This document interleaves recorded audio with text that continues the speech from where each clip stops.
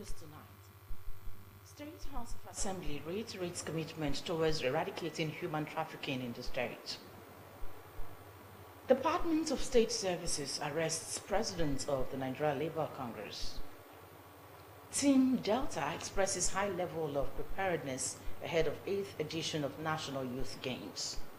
Abroad, German government announces temporary land border closure to tackle irregular migration. Good evening. Thank you for joining us on Delta Television News tonight. My name is Onome Iyarowe. The Chairman, House of Assembly Committee on Housing, Women Affairs and Humanitarian Support Services, Honorable Bridget Anyafulu, has stressed that Delta State remains passionate towards the eradication of all forms of human trafficking in the state. Honorable Anyafulu stated this today at the public hearing on the Delta State Human Trafficking Prohibition Bill 2024, held at the Assembly Complex Press Center, Asaba, the state capital. Addressing stakeholders at the public hearing, Honorable Bridget Anyafulu said the goal of the exercise was to ensure that Delta State has a law that effectively addresses and eradicates the practice of human trafficking in any form. Flanked by other members of the committee, including the member representing Ika North East, Honorable Marilyn Okowa Daramola, and member representing Ethiopia East, Honorable Blessing Achoja, Honorable Anyafulu, who represents Oshimile South State Constituency, disclosed that it was no longer news that so many young and vulnerable people, mostly underage, are victims of one form of human trafficking both within and outside Nigeria. While stressing the ordeals of victims of this heinous crime, the lawmaker enjoined all stakeholders present to make necessary inputs which will further enhance the quality of the bill when passed into law. She noted that the 8th Assembly is committed in upholding the fundamental principles of democracy by engaging citizens' participation in the lawmaking process. In their various submissions and presentation, the stakeholders commended the initiators of the bill and called for concerted efforts in the speedy passage of the bill into law, which will address some of the ills in the society. Present at the public hearing were the Commissioner for Women Affairs and Social Development, Honorable Pat Ajudwa, Commissioner for Humanitarian Affairs, Honorable Orode Udwaha, representative of the Ministries of Justice, Information, Youth Development, Nigeria Security and Civil Defense Corps, NSCDC, the Nigeria Immigration Service, International Federation of Women Lawyers, FIDA, Mega Impact Foundation, Association of Orphans and Vulnerable Children in Nigeria, amongst others. 289 students from different tertiary institutions have emerged successful in the Monday Onyeme Foundation 2024 Annual Scholarship Scheme, organized by the State Deputy Governor, Sir Monday Onyeme. Peribotu brings us details.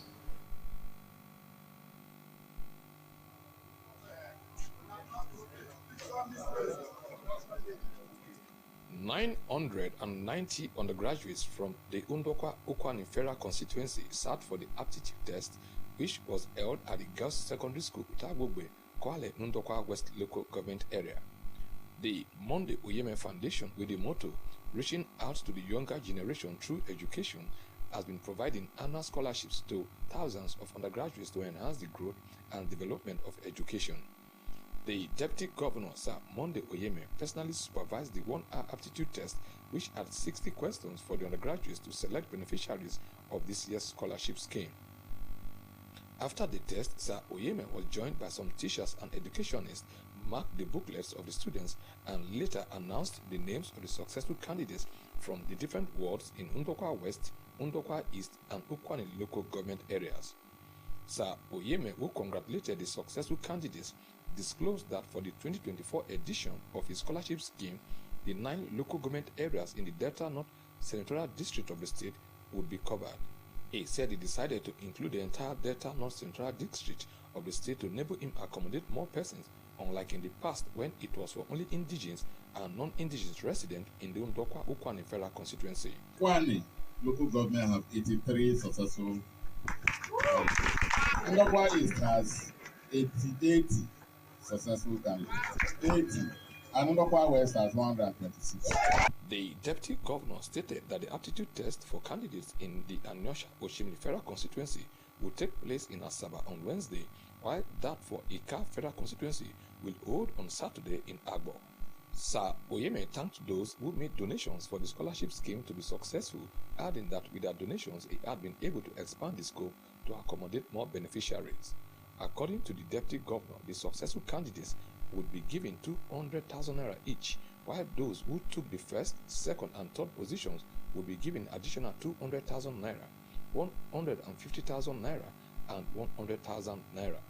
In an interview, Sir Oyeme said he was encouraged to engage in the scholarship scheme based on his background, adding that it was a product of charity. He said he had been helped by several persons in his journey of life, hence decided to also be of help to the vulnerable and less privileged, particularly to enable people get quality education. The deputy governor emphasized that education was the only legacy that could be bequeathed, hence his focus on education. I'm a product of charity. People helped me when I was growing up. Not my parents, not my blood connection. People just helped me. And so, having gotten to a certain stage in life, I just felt that I should also give back to people who are not as privileged as I have. Because at the time I was not privileged, somebody, more people lifted me. So that is just a guideline. Because of my life, I've always loved charity work. I was a member of Lions Club. I rose to become the district governor. 2 students scored 53 marks, while 2 others scored 52 and 51 out of the 60 questions, thus emerging the first, second, and third positions. The date for the presentation of checks to the beneficiaries would be announced after the conclusion of the aptitude test in Asaba and Agbo for those students in the Anyosha Oshimili and Ika Federal constituencies. I am Pere Botu reporting. The Minister of Finance and Coordinating Minister of the Economy, Mr. Wale Edun, has debunked reports circulating in the media that the rate of value-added tax, VAT, has been upwardly adjusted to 10% from 7.5%. The minister, in a statement signed by him, affirmed that the VAT rate is contained in the relevant tax laws and chargeable on goods and services remain at 7.5%. Mr. Edun said neither the federal government nor any of its agencies will act contrary to what is stipulated in the law. He stressed that the tax system stands on a tripod, namely tax policy, tax laws, and tax administration, and all three must combine well to give a sound system that gives vitality to the fiscal position of the government. Mr. Edun emphasized that it is on record that the federal government, as part of efforts to bring relief to Nigerians and businesses, recently urged the stoppage of import duties, tariffs, and taxes on rice, wheat, beans, and other food items. The Department of State Security Services, DSS, has arrested the President of the Nigerian Labour Congress, NLC, Comrade Joe Ajaero. NLC Head of Information, Mr. Benson Upa, confirmed that Comrade Ajaero was arrested at Nnamdi Azikiwe International Airport, Abuja, today on his way to the United Kingdom for an official assignment. The NLC President was billed to attend the Trade Union Congress conference in London, which begins today. Mr. Upa said the union does not know where Comrade Ajaero had been taken, that he had sent a message saying it was the DSS that arrested him. A statement by the union later said the NLC president had been detained. A statement from the labor union said Comrade Ajaero had been detained without any legal warrant or formal instrument. The statement added that the labor leader is not a fugitive and his detention is a brazen act of lawlessness and intimidation, as he has not been declared wanted by any law enforcement body. His arrest and detention came about a week after he honored an invitation by the police on August 28th. He was released the following day after honoring the invitation. The NLC president was initially invited by the Office of the Deputy Commissioner of Police Intelligence Response Team, IRT, over allegations of criminal conspiracy, terrorism financing, treasonable felony, subversion, and cybercrime.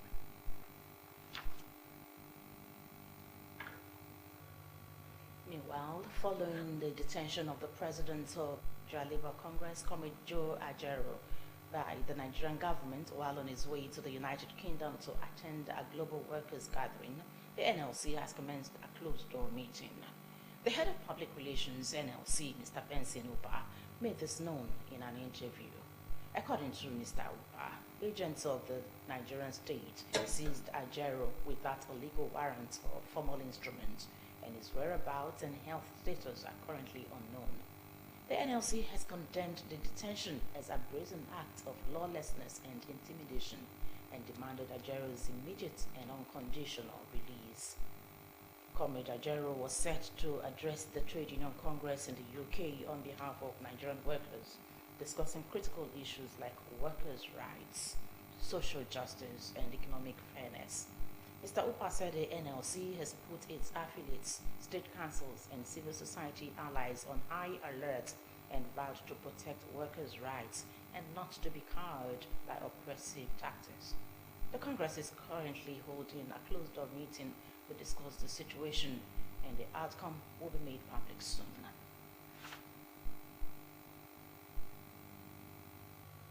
In a related development, the Trade Union Congress, TUC, has condemned the arrest of the president of the Nigeria Labour Congress, NLC, Comrade Joe Ajero, and demanded for his immediate and unconditional release. TUC, in a statement by its president, Comrade Festus Osifo, said the union has received with grave concern the news of the arrest of the president of the Nigerian Labour Congress, NLC, earlier today. Comrade Osifo said it was unjust.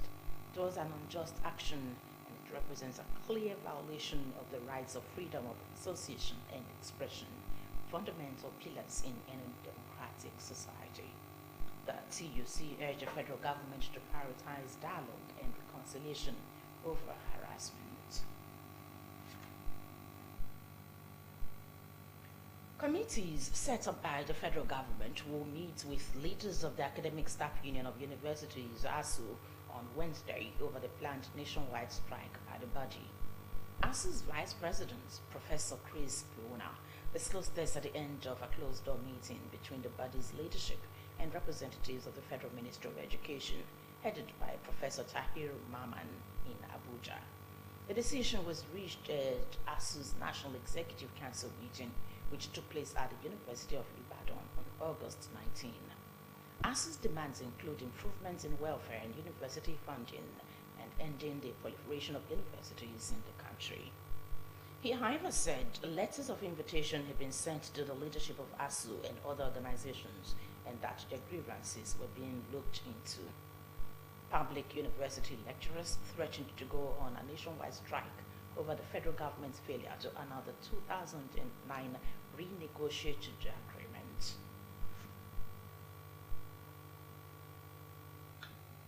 The federal government has directed the exclusion of third-party research grant funds of federal universities and research institutes from the Treasury Single Account, TSA. The directive is contained in a letter signed by the Acting Executive Secretary, National Universities Commission, NUC, Mr. Chris Meyaki, to Vice Chancellors, dated September 6, 2024, and made available to newsmen in Abuja. According to him, the Minister of Education, Professor Tahir Maman, has conveyed the President's directive to the Coordinating Minister of Finance and National Economy, Wale Edun, mandating the exemption. Mr. Mayaki said the directive also grants universities and research institutions the autonomy to operate their endowment fund accounts in commercial banks.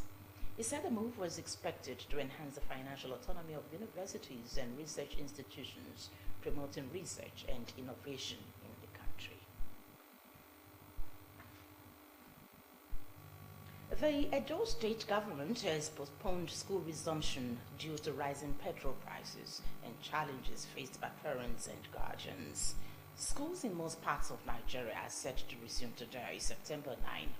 In a statement signed by the Permanent Secretary of Education, Mr. Ojo Akinlonge, the postponement of resumption of all public and private schools has been postponed until further notice. The government urged parents, guardians, and caregivers to monitor the activities of their children and wards closely given the current situation and the rising tension caused by the fuel price hike. The Nigerian National Petroleum Company Limited, NNPCL, had recently increased the pump price of petrol to 855 naira across its retail outlets amid long queues at filling stations. The increase by the state oil company has accumulated in an equal increase by independent petroleum marketers to above 900 naira per liter, with black marketers selling above 1,000 naira per liter. The Nigerian Army has debunked reports of mass resignation of its soldiers from the service due to corruption and low morale. The Army, in a statement signed by the Director of Army Public Relations, Major General Onyema Wachuku, described the reports as baseless. The statement added that the reports were not only misleading, but also a deliberate attempt to sow the seeds of disaffection and acrimony, as well as denigrate the patriotic service of personnel and reputation of the Nigerian Army. It argued that, contrary to the insinuations in the report, the Nigerian Army personnel were highly motivated and their welfare was top priority under the leadership of the Chief of Army Staff, Lieutenant General Tarid Labaja. A news platform had earlier alleged that there was mass resignation of Nigerian soldiers over corruption and low morale, among other reasons.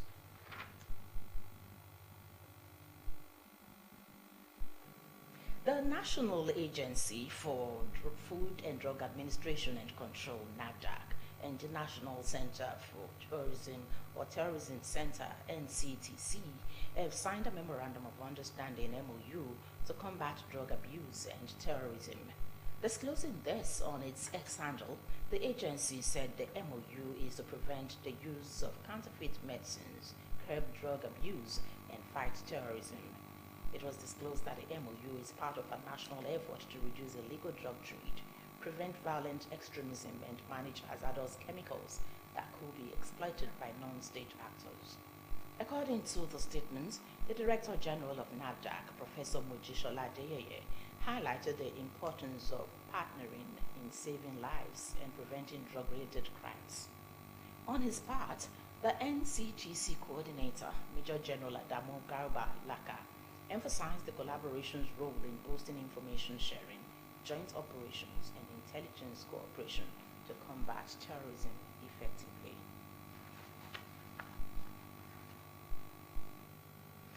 The Director General of the National Youth Service Corps, NYSC, Brigadier General Yusra Ahmed, has warned 7 corps members against defacing the NYSC uniforms. General Ahmed stated this while addressing corps members in Gombe State Orientation Camp, Amada, and Taraba State Orientation Camp in Sibre.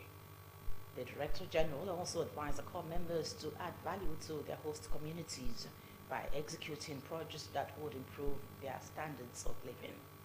General Ahmed also urged the corps members to acquire new skills through the Skill Acquisition and Entrepreneurship Development Program in order to be able to enable them create jobs of their own. The Director General also admonished the corps members to tap into the enormous benefits of the Northeast Skill Acquisition and Entrepreneurship Development Said Training Center in Gombe to acquire additional skills and get trained with sophisticated equipment for enhanced future empowerment.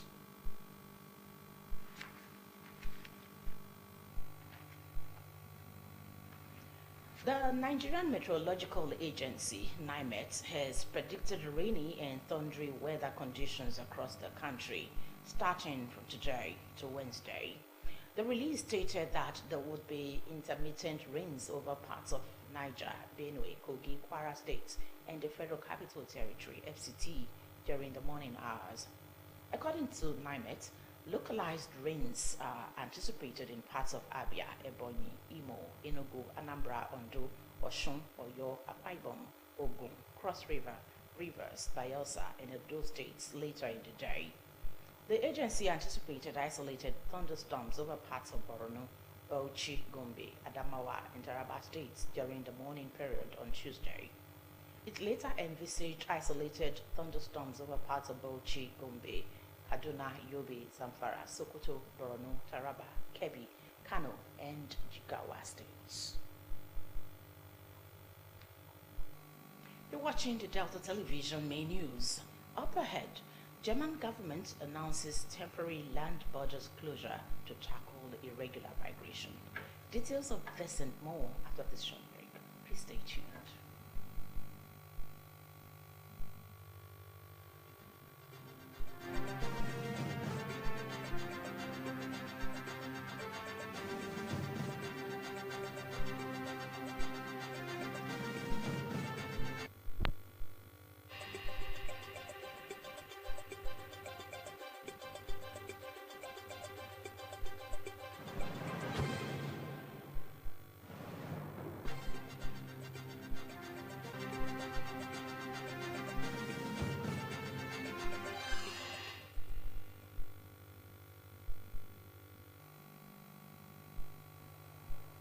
Welcome back to the Delta Television main news. The global scene is next as we join our world news desk.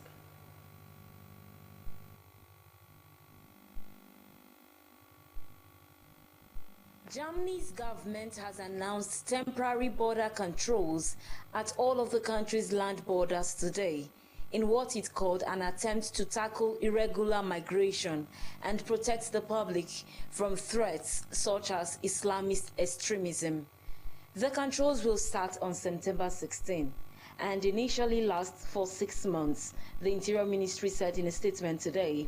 Germany has hardened its stance on migration in recent years as the government scrambled to retake the initiative after support for the far-right Alternative for Germany AFD has surged over the issue. Recent deadly knife attacks in which the suspects were asylum seekers have stoked concerns over immigration. The Islamic State group claimed responsibility for a knife attack in the western city of Solingen that killed 3 people in August. The announcement comes just 2 weeks ahead of an election in Brandenburg, where Chancellor Olaf Scholz and Fresia's center-left Social Democrats SPD are fighting to retain control of the government. The imposition of temporary border controls could be another test of European unity. Germany shares its more than 3,700-kilometer-long land border with Denmark, the Netherlands, Belgium, Luxembourg, France, Switzerland, Austria, the Czech Republic, and Poland. Austria's Interior Minister Gerhard Kahner said today that his country would not take in any migrants turned away by Germany at the border. Germany last year announced stricter controls on its land borders with Poland, the Czech Republic, and Switzerland in response to a sharp increase in first-time asylum requests. Venezuelan opposition candidate Mr. Edmundo Gonzalez has vowed to continue to fight for democracy in his country after being granted asylum in Spain. Mr. Gonzalez left Venezuela after weeks in hiding, arrived at the Torrejón military air base in Madrid with his wife yesterday. The departure of the 75-year-old from the country followed turmoil in the wake of the July 28 elections, in which President Nicolás Maduro claimed victory, which was disputed by Mr. Gonzalez and many sections of the international community. Prior to his departure, an arrest warrant had been issued in Venezuela, with the government accusing him of conspiracy and forging documents, among other serious crimes. At least 16 people have been killed in Israeli airstrikes on a number of military sites in central Syria. According to a report, another 36 people were wounded in the attacks in the vicinity of Masyaf in Hama province.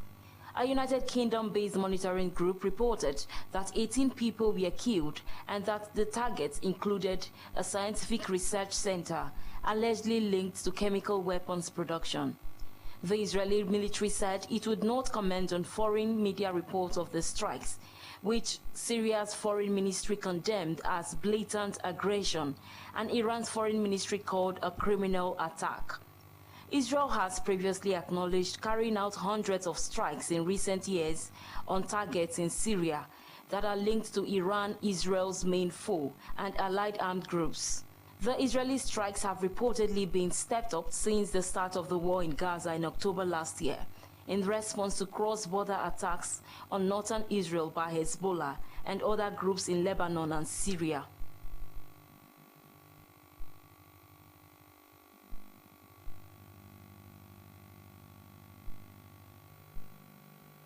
Our business news desk for happenings in the business sector.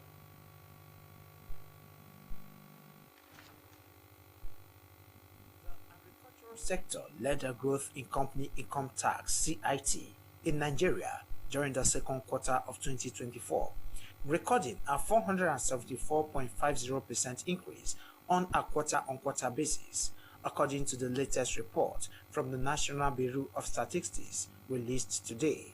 On the aggregate, CIT for second quarter of 2024 stood at 2.47 trillion naira, marking a 150.83% growth from 984.61 billion naira in the first quarter of 2024. Local payments contributed 1.35 trillion naira, while foreign CIT payments accounted for 1.12 trillion naira during the period under review. The report highlighted agriculture, forestry, and fishing recorded the highest growth rate at 474.50%, showcasing the sector's increasing contribution to the national economy. This performance is followed closely by the financial and insurance activity sector, which grew by 429.76%, and the manufacturing sector, which expanded by 414.15%. In contrast, certain sectors struggled in the second quarter of 2024. The report noted that the activities of households as employers on differentiated goods and services producing activities for household use saw the lowest growth rate at -30.22%, followed by activities of extraterritorial organizations and bodies at -15.67%. For sectoral contributions to total CIT revenue, the financial and insurance activity sector led by 15.53%, followed by manufacturing with 8.99% and information and communication with 7.84%. However, some sectors lagged significantly. The activities of households as employers recorded a 0.00 share, while water supply, sewage, and waste management activities contributed 0.02%, and extraterritorial organizations added 0.03%. On a year-on-year basis, CIT collections for the second quarter of 2024 showed a 59.52% increase from 1.55 trillion naira recorded in the second quarter of 2023, reflecting broader economic recovery and growth across key sectors.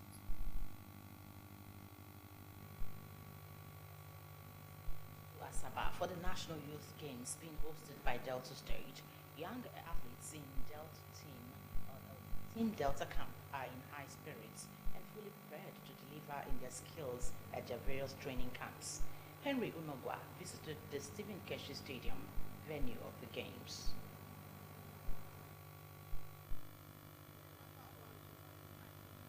The camp at the Stephen Keshi Stadium was bubbling with enthusiasm as athletes practiced and showcased their different exceptional skills with full dedication, expressing their readiness for the Youth Games. The head coach of the Kung Fu team, Mr. Basil Kayode, advised the athletes to give their best and make the state government proud. He expressed confidence in the team's ability, saying everything needed for their preparation had been provided by the state government. The team, as you can see, we are good to go. And by the grace of God, we are going to excel. Delta State government, I say, let them continue to support us. We have been enjoying a lot of assistance from them. Let them keep it up. And by the grace of God, we will deliver as usual. Some of the athletes said the training had enabled them get fully prepared for the games, adding that they were well motivated and ready to make Deltans proud. Yes, I'm fully ready for the competition and I'm very sure I'm going to win the gold medal. I'm fully sure I'm going to make Delta proud. I'm fully prepared by God's grace. I hope I'll come out with a medal. Business activities were ongoing as some traders lauded the state government for putting up such games, saying that their presence would also add color to the event. Others appealed to the state government to make the space rentage affordable for traders who had come from far and near, adding that the high cost of rentage would force them to sell their goods at a high rate. The event is going cool. My business is also going. From then, people has been patronizing. They've been asking me, how much do you sell this, how much do you sell that? I am happy with that. I believe as time goes on, they will most definitely buy. We don't panic, we don't fear. Asaba is a great place to stay. I'm giving them advice to be law and abiding so that there will be no problem. You can see we are paid 20,000, which is very wrong. You understand, when the government have already organized these things with millions or billions of naira for this event. So why are they collecting all this money from us? It's high. There was also presence of security personnel within and around the venue. Henry Onogwa reporting. Village for the 8th National Youth Games, tagged Asaba 2024, will open today ahead of the festival's opening ceremony. The National Youth Games will hold from today through Thursday next week at the Stephen Keshi Stadium, Asaba, and other centers across the state capital. But the opening ceremony will hold at the stadium. The Secretary of the Local Organizing Committee, LOC, Mr. Festus Okojero, in an interview, said all the venues to host the athletes will start operating today. Mr. Okojero, who is the Director General of the Sports Commission, said over 5,000 athletes competing at the Games will be camped in different venues, including the Dennis Osadebe University, the Sports Commission's hostel, Anglican Girls Grammar School, and the Infant Jesus Academy. That's our news for tonight. Just before we go, here is the thought. All our dreams can come true if we have the courage to pursue them.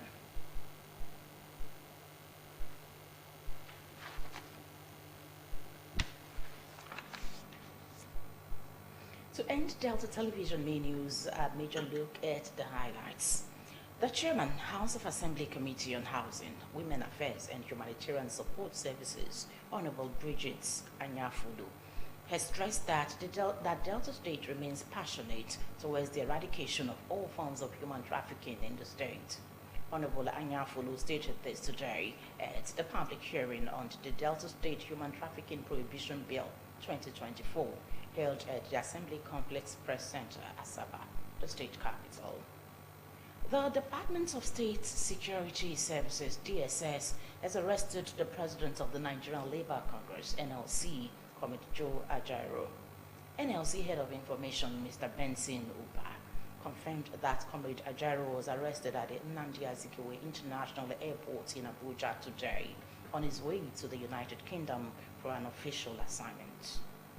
As all roads lead to Asaba for the National Youth Games being hosted by Delta State, young athletes in Team Delta Camp are in high spirits and fully prepared to deliver in their skills at their various training camps.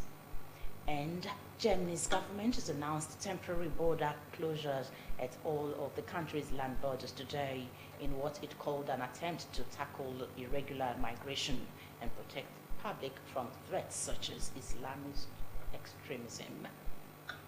So much for Delta Television News tonight. On behalf of the news editor and the production team, this is Onome Yarowe thanking you for watching. You have a beautiful night rest.